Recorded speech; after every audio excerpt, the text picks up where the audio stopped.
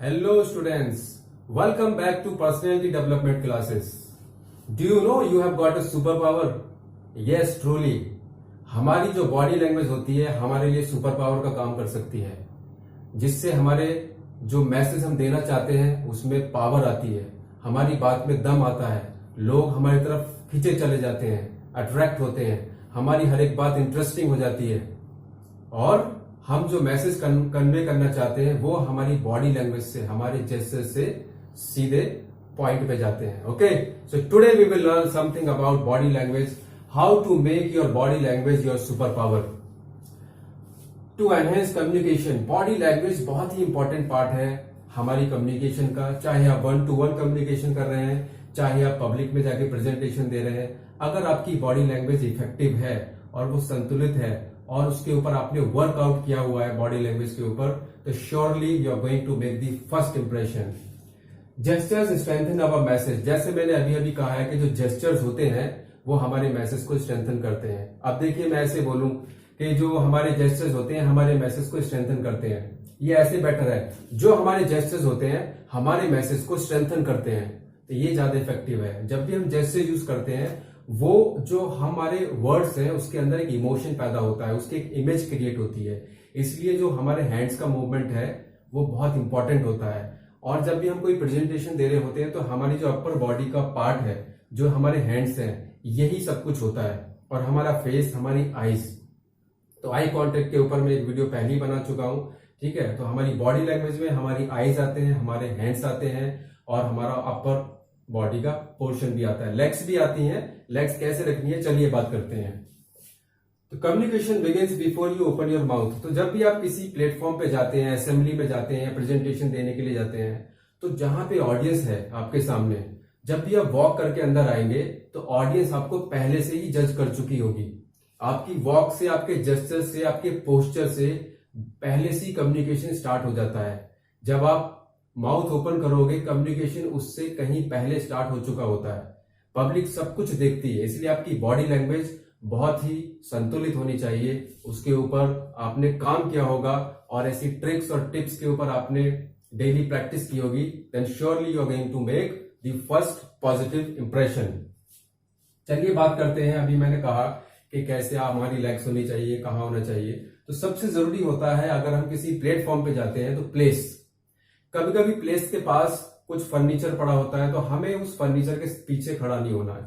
अगर हमारी बॉडी ढक गई तो हमारा प्रेजेंटेशन का जो हम मैसेज कन्वे करना चाहते हैं, हमारी जो बॉडी लैंग्वेज है जिसको हम यूज करना चाह रहे थे, उसमें एक हिंड्रेंस आ जाएगा. ठीक है, पहली बात तो ये ध्यान में रखनी है. दूसरा ये, कभी कभी कोई विंडो पास में आ जाती है. अगर हम किसी रूम के अंदर किसी को कुछ बोल रहे हैं तो कोशिश हो तो विंडो से थोड़ा सा दूर हटे. अगर विंडो के बाहर कोई चीज जाएगी तो पब्लिक का जो ऑडियंस है उसका जो ध्यान है वो बाहर जा सकता है, या सबकॉन्शियसली वो विंडो के बाहर झांकने की कोशिश कर सकते हैं. या आपके पास कोई ऐसी ऑब्जेक्ट रखी है जो बहुत अजीब है, जिसमें पब्लिक उधर उसका ध्यान भटक सकता है, तो उससे भी अवॉइड आपको करना है. ऐसा प्लेस ढूंढना है. तो प्लेस कौन सा अच्छा होता है? स्टेज का जो सेंटर होता है वो सबसे ज्यादा पावरफुल प्लेस माना जाता है एक तरीके से.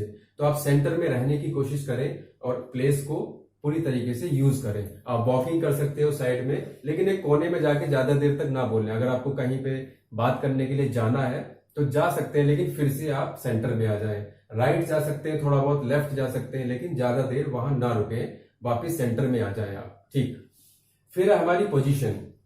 जो हमारी लेग्स होती हैं वो हमारे शोल्डर के इतने वाइड होनी चाहिए जितना हमारा शोल्डर है. अगर हम ज्यादा ऐसे खड़े हो जाएंगे हाथ पीछे करके और बोल रहे हैं, या हम सिर्फ एक टांग पे खड़े हुए हैं, स्टैंडिंग ऑन वन लेग, और या हम इस तरीके से टांग को इस तरीके से करके खड़े हैं, तो that will create a very very poor impression. आपकी बॉडी लैंग्वेज बहुत बेकार है और आपका जो इंप्रेशन है, आप जो मैसेज कन्वे करना चाहते हो, चाहे वो कितना ही इंपॉर्टेंट है, वो 100% रीच नहीं होगा. दूसरा है पोजीशन. पोजीशन में आप कभी भी जेबों में हाथ डाल के, अगर मैं आपको ऐसे समझाऊं, welcome students, today we will learn something about body language. Welcome students, today we will talk about body language. Welcome student, today we will talk about body language. यह कौन सा इफेक्टिव है? Welcome students, today we will talk about body language. तो जब भी हम कमर के ऊपर हाथ रखते हैं तो ये अग्रेसिव है, ये पोस्चर अग्रेसिव है. आप एक अटैकिंग पोजीशन में लगोगे. जब भी आप पॉकेट में हाथ डाल के कोई बात बोलोगे तो आप एकदम से क्लोज्ड लगोगे, आप ओपन अप नहीं हो, तो पब्लिक भी ऐसी फील करेगी जैसे आप क्लोज्ड हो, ठीक। और अगर आप ऐसे हाथ रखते हो अपने जेस्चर्स को, ठीक, और फिर यहां से स्टार्टिंग करते हो वेलकम, तो इट विल सीम्स वियर्ड, कहां से वेलकम शुरू हो रहा है, welcome, that is very wrong. Okay, तो ये सारी चीजों का ध्यान रखना है, हाथों को बस लूजन अप रखना है, ऐसा भी नहीं कि इधर इधर पास में कमर के पास भी नहीं रखना इस तरीके से, ओके आप वहां गए थे, ओके ये गए थे, that is also very wrong. लूजन up थोड़ा सा और फ्री हो जाओ आप, तो आपका जो पोस्चर है बिल्कुल सही होना चाहिए। उसके लिए एक एक्सरसाइज में बताता हूं, आपको अपने हाथ ऊपर करने हैं, ऊपर देखना है, स्ट्रेच करना है बॉडी को, और हाथ नीचे, और फिर नीचे देख के इस तरीके से जो आपका ये पोस्चर है इसको बोलते हैं बेस पोस्चर। मैंने यहाँ पे लिखा है बेस जेस्चर। तो ये बेस जेस्चर क्या होता है, ये मेरा बेस जेस्चर है। अब मैं अपने मूवमेंट करूंगा, अपने जेस्चर्स करूंगा, फिर यहां पे रिटर्न करूंगा। मैं अपने मूवमेंट करूंगा, okay people we will do this, okay हम ऐसे समझ सकते हैं, हम ये कर सकते हैं, फिर मुझे यहाँ पे रिटर्न आना है। मैं अपनी बॉडी को यूज करूंगा, अपने जेस्चर्स को यूज करूंगा, फिर यहाँ पे रिटर्न आ जाऊंगा। तो हम अपनी जेस्चर्स को यूज करेंगे और अपने जो हमारा बेस जेस्चर है उसके पास आके रुकेंगे हमेशा। ऐसा नहीं कि यहां है तो यहीं रह गए, यूं ही बोलते जा रहे हैं, या ऐसे कर रहे थे फिर यूं हाथ रख लिया, नहीं। मेरा बेस जेस्चर ये है, मैं जब भी बॉडी का यूज करूंगा, या एक हाथ का यूज करूंगा या दो का करूंगा, ठीक है, फिर मैं यहाँ रिटर्न करूंगा, फिर मैं बीच बीच में यूज करता रहूंगा। ज्यादा ओवर एक्साइटेड होकर भी हाथ का मूवमेंट नहीं करना है। अगर हम बार बार हाथ का मूवमेंट करेंगे और गर्दन को हिला के बात करेंगे तो कैसा फील होगा आपको, जैसा अभी फील हो रहा है जब मैं कर रहा हूं इस तरीके से।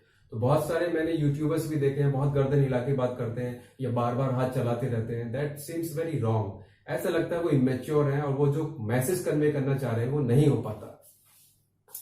जेस्चर्स तीन तरीके के होते हैं हमारे, गिव, शो और चॉप।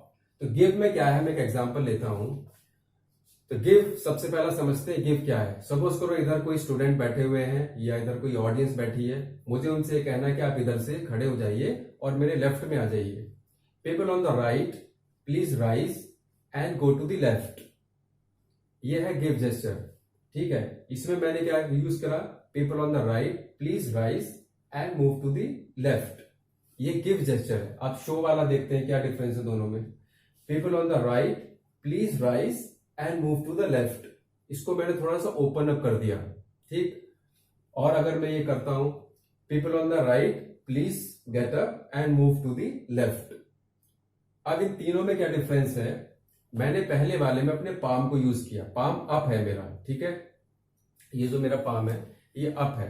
तो जैसे ही मैं इनको यूज कर रहा हूं, people on the right please rise and move to the left, दोनों में ही मैंने पाम यूज करा, दोनों ही इफेक्टिव हैं, दोनों ही फैक्ट, ठीक है, दोनों ही इंप्रेसिव हैं और आप बहुत अच्छा इंप्रेशन क्रिएट करोगे जब भी हमारे पाम ऊपर होते हैं। आप लूजन अप कर सकते हो थोड़ा सा, और अगर मैंने ये दोनों पाम अप कर दिया अपना इस तरीके से, तो ये मेरा मैसेज कन्वे नहीं होगा। एक रिसर्च के अकॉर्डिंग जब भी हमारे पाम अप होते हैं तो 84% ऑडियंस हमसे कन्विंस होती है, हमारी बात को मानती है जब भी हम पाम ऊपर करके बात करेंगे। ओके गेट अप अगर मैं ऐसे बोलता हूं तो 84% लोग मेरी बात सुनेंगे, okay get up and come this side, ये मेरा पाम ऊपर है, तो इससे बहुत पॉजिटिव मैसेज जाता है। अगर मेरा पाम डाउन है तो ओनली 52% लोग सुनते हैं। और अगर मैं ऐसे बोलूं, people on the right please get up and go to the left side, you will have to do it, okay we can do it. तो ये जो फिंगर है, never point finger on your audience, कभी भी अपनी finger इस तरीके से ना करें ऑडियंस की तरफ, it is very very very very blunder mistake, okay. तो कभी भी फिंगर पॉइंट नहीं करनी है। ऊपर से अगर आप फिंगर यूज करेंगे तो ओनली 28% ही आपका मैसेज कन्वे होगा, पब्लिक आपकी बात से कन्विंस होगी, मानेगी नहीं, सिर्फ 20% लोग ही समझेंगे। ये एक तरीके से ऑर्डर देना होता है, ओके, और ये एक तरीके से ऑर्डर भी माना जाता है और एग्रेसिव भी माना जाएगा। नाउ लूजन अप योर बॉडी, इस तरीके से हमें लूज करके रहना है, बहुत टिमिडली वर्क नहीं करना होता है, इस तरीके से नहीं है, या इस तरीके से नहीं खड़े होना होता है, ठीक है। बहुत सारे शोज में होता है कि कुछ लोग बहुत अजीब तरीके से खड़े होते हैं, that creates very very bad impression.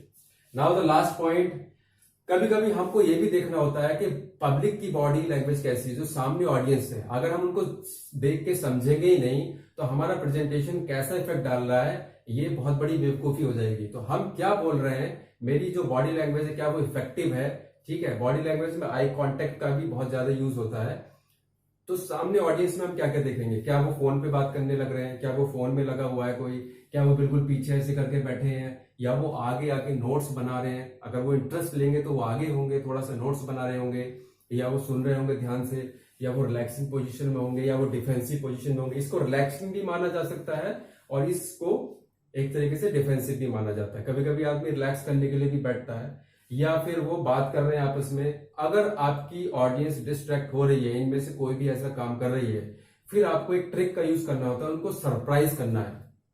अगर आपकी ऑडियंस आपकी बात नहीं सुन रही है तो आपको उनको सरप्राइज करना पड़ेगा, आपको और डीप एनालिसिस करना पड़ेगा, आपको उनसे क्वेश्चन पुटअप करना पड़ेगा। एक ट्रिक तो ये होती है। दूसरी ट्रिक होती है, अगर आप क्वेश्चन पुटअप कर सकते हैं या कोई ह्यूमर यूज कर सकते हैं आप, या उनको हंसा सकते हैं, ठीक है। और हंसाना कोई वल्गैरिटी वाला नहीं है, उसी टॉपिक से रिलेटेड कोई बात हो सकती है। तो या तो आप उनको हंसा दो बीच बीच में, एक एक लाइन का कोई ऐसा कोई पंच मार दिया, या फिर आई कांटेक्ट तो करना ही, आई कांटेक्ट करने से भी हम पब्लिक को अपनी तरफ अट्रैक्ट करते हैं। तो ह्यूमर हो गया, आई कांटेक्ट हो गया, या कोई क्वेश्चन पुटअप कर लिया। क्लास में जैसे टीचर्स यूज करते हैं, बच्चे नहीं सुन रहे हैं तो उनसे पूछ लो, yes Rahul which colour do you like, yes Rahul who is president of India. अगर आप कोई भी सब्जेक्ट पढ़ा रहे हो उससे रिलेटेड अगर आप क्वेश्चन पूछोगे तो सब एकदम से ठीक है। तो ये सारे चीजें, hope you will all practice them, you will make notes. Okay, thank you very much for the class.